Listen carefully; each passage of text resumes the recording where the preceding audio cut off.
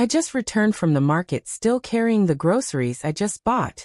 From a distance, I saw more than a dozen luxury cars parked at the entrance of the He family's old residence. As I reached the He family's doorstep, I could hear the loud chatter coming from inside. It's been 3 years. I wonder what that young lady has become. Has she turned into a village girl? She's nothing but a young lady in name. She's just an orphan staying at the He family's house. Yet she thinks of herself as a true heiress indeed. She has no blood relation to the He family at all. It is the He family's kindness, otherwise she would be worse off than a beggar.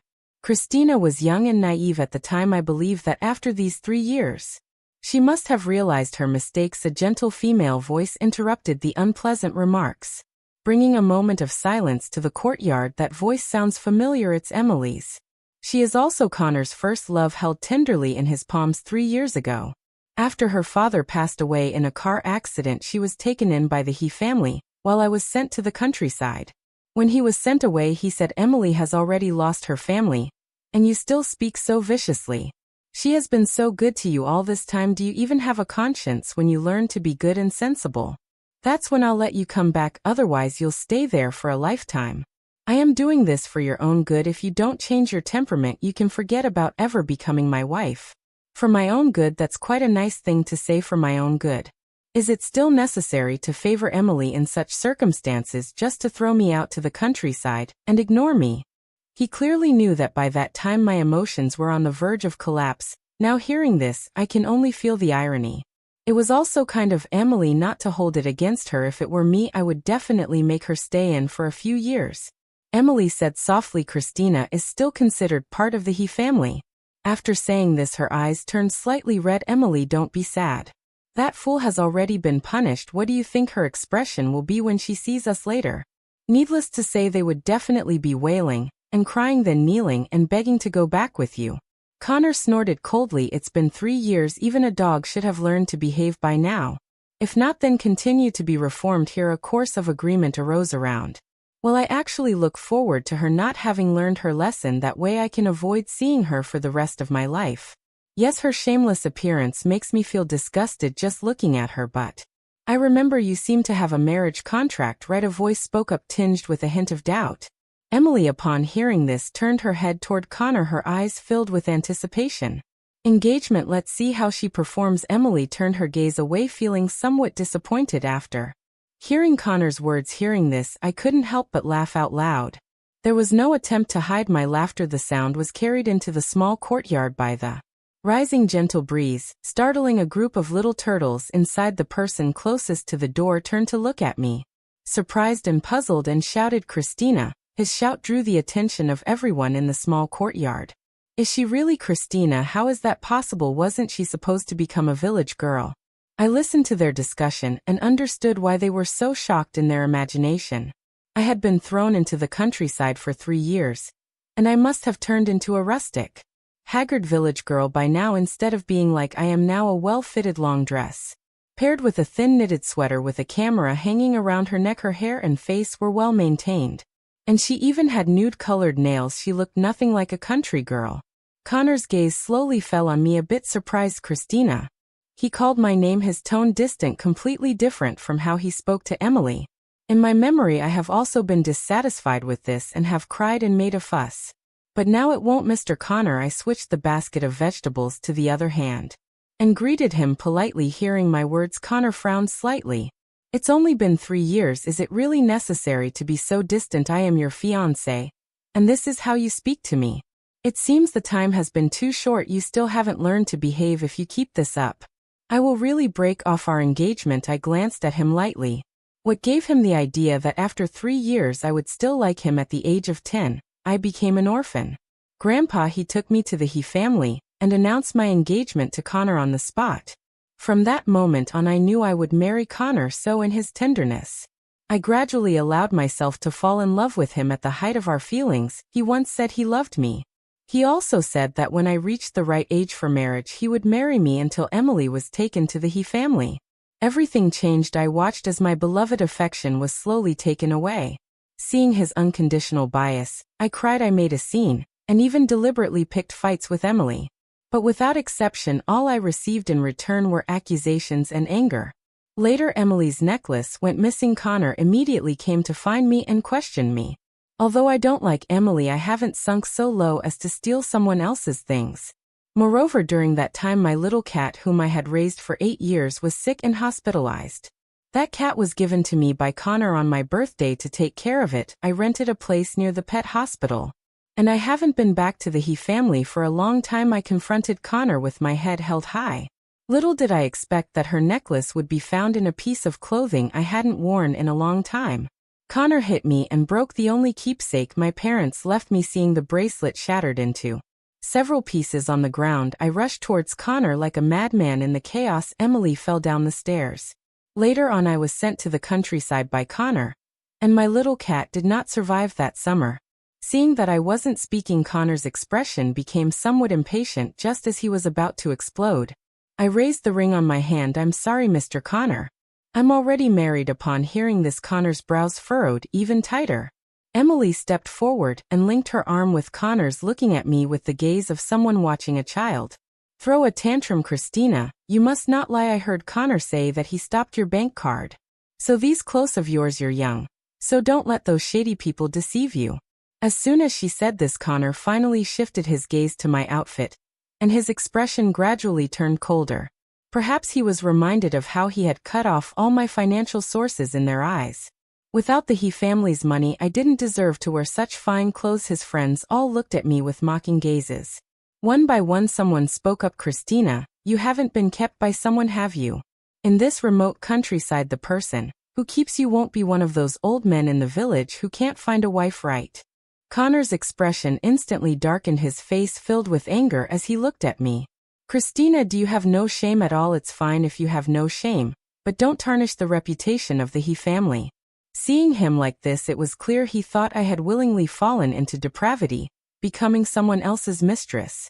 But Connor, how many years have we known each other? Even if you don't like me, you should at least know what kind of person I am. Do you really see me as the kind of person who would become a mistress for money? I looked around the room and coldly said, I still want to ask you if you have any shame. Did you come all this way just to go crazy? I, Christina, am not like you useless people. I don't rely on men, I don't rely on the He family, and I can still live very well. Connor probably didn't expect me to refute him, and he was taken aback for a moment. He let out a cold laugh. Without relying on the He family, just you, Christina, don't overestimate yourself. I know what you're thinking, you just want to attract my attention. Hearing this, I couldn't help but laugh in anger. This person seems to not understand human language at all. Attract his attention. Does he deserve that? I grabbed the eggs from the basket and threw them over. Connor was caught off guard and got a face full of egg. Ah, Connor! Emily exclaimed in surprise upon seeing this. Connor closed his eyes, raised his hand to wipe off the egg mixture, and then raised his hand towards me. I quickly stepped back and coldly snorted, What?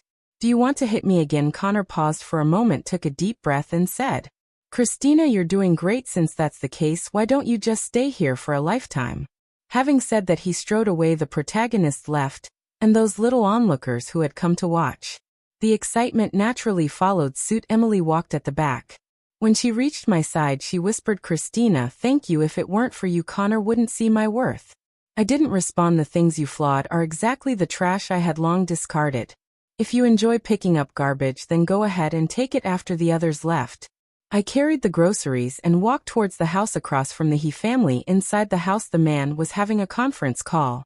When he saw me come in, he muted the call and smiled as he took the basket of vegetables from my hands. I told you to wait for me to finish before we go together. Aren't you tired? I shook my head and followed him into the kitchen. I buy the groceries and take some footage. You cook, it's very fair. The man suddenly stopped, and I, caught off guard, bumped straight into him. He turned around, bent down and pinched my nose. I just heard a commotion outside. Is something happening? Thinking about what just happened, I curled my lip. Connor came and said he was here to take me back, but I gave him a lesson. Hearing this, the man frowned. It's good to teach Connor a lesson, so he knows the difference between right and wrong. I looked at him, raising an eyebrow. Is that it? He smiled slightly, and suddenly picked me up around the waist, carrying me toward the bedroom. I know all about your past with him. Although I feel a bit jealous, what matters most is that you are here with me now. As he spoke, his lips were already drawing closer. His kiss, fervent as fire, melted me little by little, making it impossible for me to resist. Being entranced by it, I saw Connor again a month later, Jessica's engagement party. She is my best friend, and this time she specially ran to the countryside to invite me to her engagement.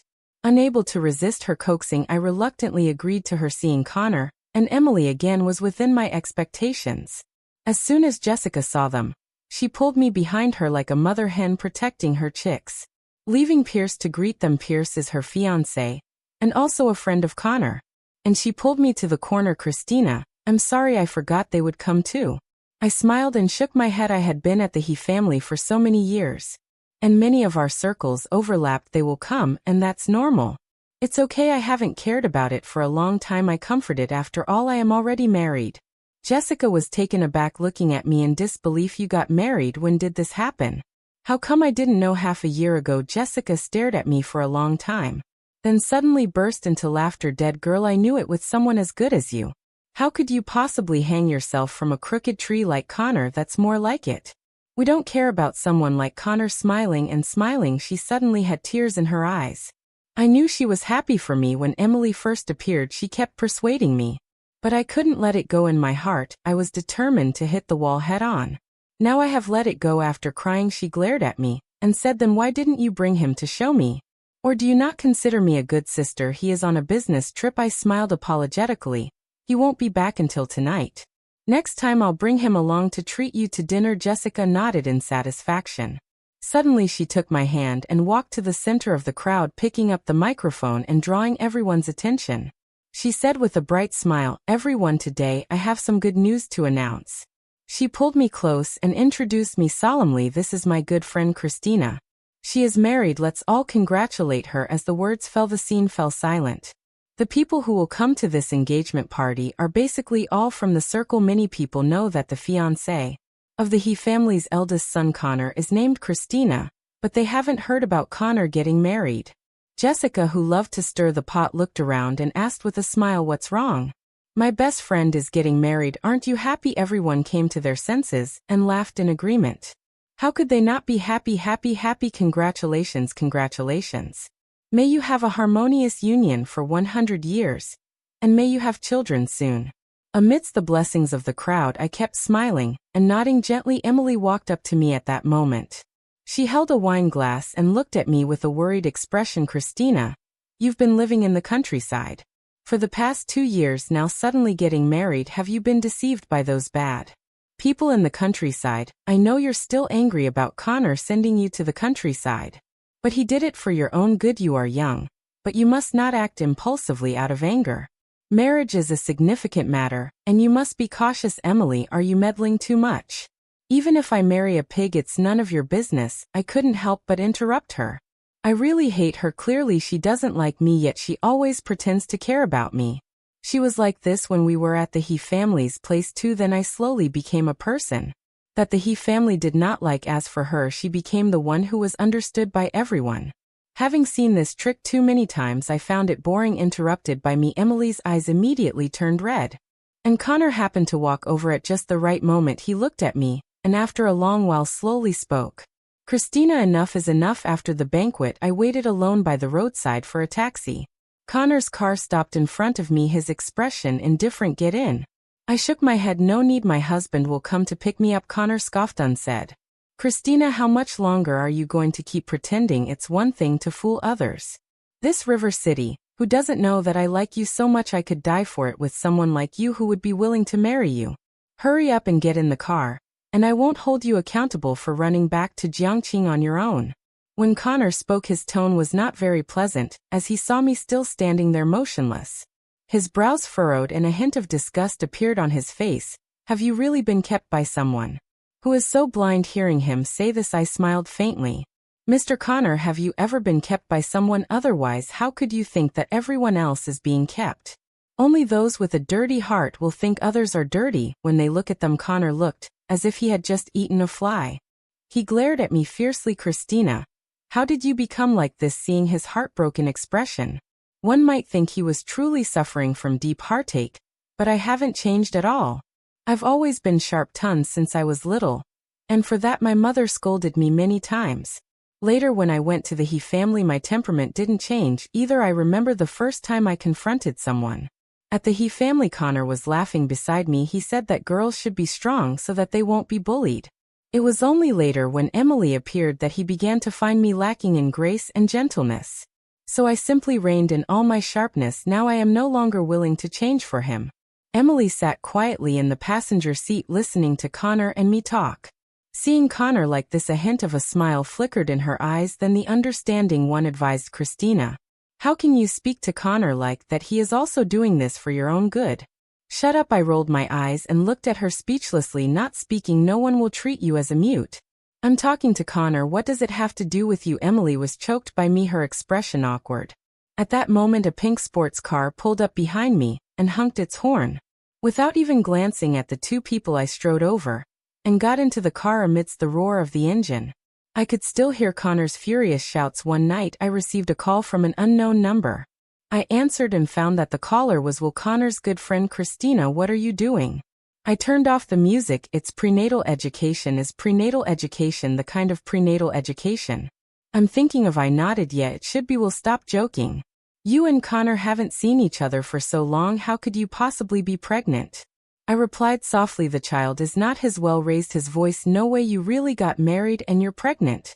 I retorted, "What, can't I get married and have a baby?" "No. It's just that you and Connor have always been engaged and you've always liked him. How could you suddenly get married? You must be lying." Right. Hearing this, I laughed. Why does it seem like I'm trying to deceive? Marriage is a significant matter. How could I possibly use something like this to trick anyone? Really getting married? I paused for a moment. "I'll invite you to the wedding when it happens." As soon as the words fell, a burst of noisy sounds came from the other end. Then the call was disconnected. I didn't take it to heart either. 9 out of 10 of Connor's friends thought I wasn't good enough for him, even when Connor treated me the best. As soon as Emily appeared, they looked down on me even more. I heard them speak ill of me many times. A little while later another call came and it was from Connor. Upon answering the phone, I hadn't even had a chance to speak when the voice on the other end said, "Christina, go get rid of the child. I just find it a bit funny." "Are you okay?" Connor's voice grew even angrier. "Christina, I told you to go get rid of the baby." His voice was loud enough to carry far even without a microphone. I moved the phone away from my ear and said coldly, "If you have nothing else, then I'm hanging up." "I just said you fucking don't understand, do you? Where are you now?" Having known Connor for so many years, I've seen him lose his temper countless times. So hearing his roar of anger, I felt no stir within. The voice on the other end of the phone continued to press for answers. Suddenly someone pulled the phone away from behind me. Then I heard Jason's deep magnetic voice, "Christina is going to sleep now. Let's talk about it another day." After saying this, he hung up the phone without waiting for the other person to respond. I turned my head and happened to meet a pair of smiling eyes. He lifted me up around the waist, and I wrapped my arms around his neck. In my breath, I could still smell the scent of the shower gel on him, the peach fragrance that I loved the most. I gently nudged him and his laughter echoed above me. "It seems I need to put in more effort, otherwise all your prenatal education will be in vain." I also started to laugh. "I'm just talking nonsense." Jason leaned down and kissed my lips, murmuring, "It won't be long now." 3 days later I returned to the He family. Jason and I went to see Grandpa. It was he who brought me back to the He family all those years ago. And for all these years he has treated me like a beloved granddaughter. However, in recent years, his health has greatly declined, and he has often been abroad for treatment. This time he returned to the country to celebrate his 80th birthday, and it is said that after the celebration, he will go abroad again to continue his recovery. After meeting Grandpa, Jason received a phone call and went to the backyard while I looked for him standing in the corner. "I thought you wouldn't come back." I turned my head to look at Connor, who had somehow walked up behind me. He was looking at me with a gloomy expression. I ignored his expression and smiled. "It's Grandpa's birthday, of course I'm coming back. By the way, I'll bring my husband to meet him." Connor looked at me coldly. "What, do you have new tricks up your sleeve? Have you been thinking every day in the countryside about how to infuriate me when you come back? Let me tell you, stop dreaming. I will never marry you. I'll tell Grandpa right away to break off our engagement." Speaking of which, he glanced at my belly. "Just get out of the He family with the wild child in your womb. I never want to see you again." As soon as the words fell, a voice as warm and gentle as jade came through. "Oh, young master, what great authority you have. I didn't even know that the He family was under your command." Connor's body stiffened as he turned to look at the newcomer. Uncle Jason walked over to me, took my hand, and looked at the big nephew in front of us. I wouldn't dare to be your uncle. You've even dared to drive your aunt away. Connor's face turned pale. His gaze was fixed tightly on the hands that Jason and I were holding, and he spoke with a slight stutter. You say she is my aunt by marriage, Christina, and you. Jason glanced at him lightly, his voice turning a bit cold. She's your aunt by marriage. And you just call her by her name like that? Connor's face was ashen. But soon he returned to his usual self, even during the later family banquet. He maintained his usual demeanor as if everything that had just happened did not concern him at all. The birthday banquet was over. Jason went to drive while I stood at the door waiting for him. In the pause of waiting, Connor suddenly appeared and pulled me into a secluded corner. He looked at me with icy eyes, gritting his teeth as he said, Christina, you did this on purpose, didn't you? You and Uncle are putting on a show for me, aren't you? I looked at him. You're overthinking it. If it were acting, I wouldn't have come here with him after all. Back then, because of Connor's parents' divorce, the two families had a very unpleasant fallout. If it weren't for me, Jason wouldn't have come here on his own. Moreover, Grandpa, he is really good to me. No matter what, I would never deceive him. Connor had always known about these things. He was just too angry to think clearly. Now he let out a cold laugh. So you're doing this to get back at me, right? To take revenge for how I left you in the countryside for Emily. Christina, I told you. As long as you behave, you will become my wife. Look at what you're doing now. Looking into his crimson eyes, I suddenly thought of the day Emily first arrived at the He family. Connor promised me that even if there were 10,000 Emilys, none could compare to me. He said I would always be his little princess, the one he loves the most. But later he blamed me time and again for Emily. And in the end he even hit me. I still remember the crisp sound of the jade bracelet falling to the ground. As if my heart had shattered into countless pieces. With a thud, I turned my gaze away and looked at the flowers blooming vibrantly not far away. Connor, from the moment you shielded Emily behind you, you should have known that we have no future. I, Christina, am not a magnanimous person.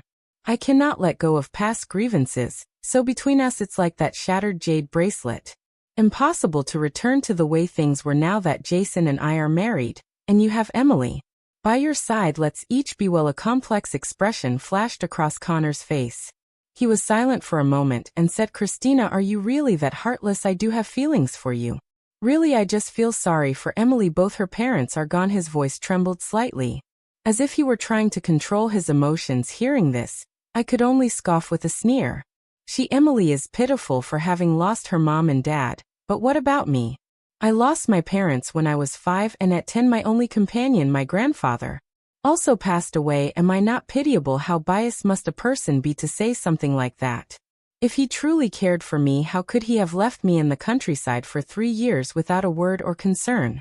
I looked at him and softly asked, Connor, do you remember why I came to the He family? Connor's body stiffened, and then his face turned pale. He opened his mouth wanting to explain, but in the end he said nothing. I didn't see his expression. I just rolled up my sleeves to show him the scar on my hand. You may not know this, but when you first sent me to the countryside, I fell into depression and attempted suicide several times. So many times I thought I couldn't go on living. But fortunately in the end I persevered and met someone who truly loves me. Just then, not far away, the car lights flickered. It was Jason. He had arrived, so I took my leave first. He lowered his head in silence. I broke free from his tight grip and turned to leave. It was only after the bus had traveled a long distance that I received a message from Connor. Christina, you said you would only marry me in this lifetime. Yes, I did say that. When I loved Connor the most at that time, I thought I would definitely marry Connor. In the future, I believed that Connor would only love me in this lifetime. So I spoke those words with unwavering certainty. But now I have gone back on my word. Because it was you who turned away first, Connor. I didn't reply to the message and casually tossed my phone into the back seat. Jason glanced at me and asked, is it that kid, Connor? I nodded gently. That kid has really been out of line these years, thinking everything belongs to him.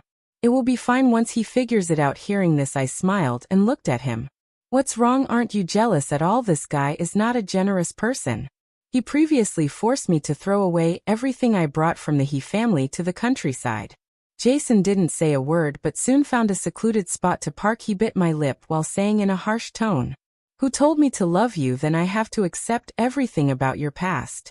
Besides, you are my wife now, And I won't let you get lost. I smiled and kissed him back. Not only would he not lose me, but I also would not lose him. After that day I never saw Connor again. Jessica asked me to go shopping, and while walking she couldn't help but complain about Connor.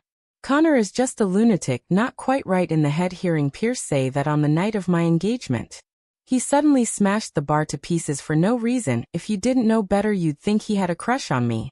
As she spoke she couldn't help but laugh. After laughing she continued to speak. Well, it's been a while since I've seen Connor. A couple of days ago Emily even asked Pierce if he had seen him. Where do you think this guy has gone? I slid my fingers over a row of cloves. Who knows? That night I was blocked at my doorstep. Connor, reeking of alcohol, was standing in my way. Christina, I had a nightmare yesterday dreaming that you got married to my uncle. You told me that all of this is fake, right? You said you would marry me. You said you would only marry me. How could you possibly marry someone else? I looked at him and took out my phone to call Jason. Just as the call connected, he suddenly snatched the phone away and smashed it hard onto the ground. He had red eyes. Christina, you say it. Say that you only love me. Say that you will only marry me. Say it. You told me that you and Jason are both liars. That it's all fake, right? He slowly knelt before me, his tone humble, as if he were begging. This is a Connor I have never seen before. He looks as if he truly loves me. If it were in the past I would definitely hold the person in my arms and cry my heart out. But now everything has changed and people are no longer the same. I looked down at him from a height, my tone indifferent. Connor, if you want to play the role of the passionate lover, then please go find Emily. I don't need that. He lowered his head and I couldn't see his expression. After a long while he slowly spoke. Christina, I already know I was wrong. I went to the countryside these past few days and saw all the traces of your life over the past 3 years. I met the psychologist you used to see. I already know I was wrong. If possible, could you give me a chance to make up for the hurt I've caused you all these years? I can take you to a place where no one knows, just the two of us together. I will make you the happiest woman in the world. Is it good? Christina, no, I said it's over between us. Just like my jade bracelet, which has long been broken. After saying that I stepped past him, ready to leave. He held my hand, saying nothing, but I could feel his hand trembling slightly. But I ignored it and just started to smile as I watched the person walking slowly towards me. Jason approached with a stern expression, first pulling away the hand that was gripping my arm, then pulled a person on the ground. Up with each punch the fists meet flesh. He only stopped when he had beaten the person to a pulp, leaving them bruised and battered. Connor, for the sake of you being my nephew, I'll let you off this time, but never let me see you again. And don't look for my wife anymore, otherwise don't blame me for being rude. After saying that, he wiped his hands clean and came over to take my hand, leading me home. Connor lay on the ground like a discarded rag, motionless. That day Jason had been bothering me for a long time. And Connor hasn't come to find me since the next meeting was at a seminar. He looked gaunt and Emily was by his side. I politely nodded to them and then went to find my seat on my own. When I left I could feel his gaze lingering on me. During the intermission, Emily found me. Christina, since you've already married Connor's uncle, could you please keep your distance from him and stop looking for opportunities to get close to him? Okay, do you know how he has been spending these days? He has even given up his life for you. I raised my gaze to meet hers. Still so self-righteous, so utterly annoying, I said coldly. Emily, what he wants to do has nothing to do with me. And this time the seminar was organized by the hosts who invited me. I don't have such great influence to sway the organizers. This seminar is led by government departments, and those who can participate are individuals who have made contributions in various fields. As long as Emily isn't foolish, she should know that I couldn't have been invited here. Casually hearing this, her expression froze for a moment. Clearly realizing this matter as well, she hesitated for a moment, wanting to continue speaking. But I'm not Connor, I won't indulge her, I continued directly. Moreover, I am Connor's aunt by marriage. And since you are friends with him, that makes me your elder as well. Has no one taught you how to speak to your elders? Upon hearing this, her expression stiffened. She wasn't unaware, she had just grown accustomed to it. I have become accustomed to being placed in a low position, which is why my words are so unrestrained. She bit her lip, hesitating for a long time, but still didn't call me aunt. And after seeing my smile, she gritted her teeth and said, Christina, what are you so proud of? Isn't it just because of Jason that you could come here? What's so great about that? Don't think I don't know you're going to marry Jason. Isn't it just because he has more money? I didn't respond, just looked behind her. Connor, you came at the right time. Quickly take her away. Emily was startled and turned to see Connor behind her, his face dark with anger. She panicked and opened her mouth to explain, but before she could say anything, Connor forcefully pulled her towards the entrance of the venue. Seeing her leave, I felt a twinge of regret. Regretting that she hadn't seen me being invited on stage to speak as an outstanding representative. So she doesn't know that I don't need to rely on a man. I am my own support. In the second half of the seminar, I was invited by the organizers to speak on stage. From the moment I stood up, I could feel a gaze fixed intently on me, lingering until I reached the front of the stage and stood still. I didn't seek out that gaze, but instead began my speech. Hello, everyone, I am Christina. As the last sentence fell, warm applause erupted in the venue. I smiled lightly and looked down at the audience. Then inadvertently locked eyes with Connor for a moment. There was something in his gaze that I had never seen before, awe and admiration. I pretended not to see and silently turned my head. Until the meeting ended, Connor walked against the crowd and came up to me. He looked at me for a long time before slowly speaking. Christina, I didn't expect you to be this impressive. Now I looked at him. I have to thank you for this. 3 years ago, I was sent to the countryside all alone and without support. In the first year, I fell into depression and even attempted suicide. The last time I was hospitalized for suicide. The patient in the bed next to mine loved to make videos. She said she wanted to record all the beautiful things in the world so that her time in this world wouldn't be in vain. At that moment, I suddenly understood and began to learn to record all the beautiful things around me with video. Next, through the video, I learned about many wonderful intangible cultural heritages. They are also striving not to be forgotten, striving to make the most of their remaining warmth. It's just like me as I strive to find the meaning of my future. Thus, intangible cultural heritage began to appear in my videos. At first, I simply hoped that they would not be forgotten, because forgetting is equivalent to disappearing. To my surprise, after the video was released, it garnered a lot of attention, and I became a somewhat notable video blogger. A year later, I met Jason. He was ill and returned to the countryside to recuperate. At that time, I was still living in the old He family residence, and I would take some daily footage every day. He suddenly appeared in front of my camera while I was shooting a scene in heavy snow. Noticing my lens, he not only didn't hide but instead broke into a smile. He said, "You must be the video blogger Evening Breeze. My name is Jason, and I've wanted to meet you for a long time." Later, he accompanied me as we traveled far and wide, experiencing many intangible cultural heritages during the production of A Phoenix Crown. In one episode, he proposed to me. Thinking of the past, I smiled faintly. Seeing my smile, Connor was momentarily lost and thought his expression was somewhat nostalgic, yet also a bit sorrowful. I didn't know what he was thinking of, nor did I want to know. I tucked my wind-tasselled hair behind my ear and was about to leave. As I was about to walk past him and leave, he suddenly reached out his hand in front of me. I instinctively took a step back, and only after standing still did I see clearly what he was holding in his hand. It is a jade bracelet. It resembles the one left by my parents by 70%. He said, "This jade bracelet is my compensation to you. Don't you think it looks a lot like yours?" His tone was still filled with anticipation, but my attention was not on the jade bracelet, but on the scar on his wrist, a scar that looked very much like mine.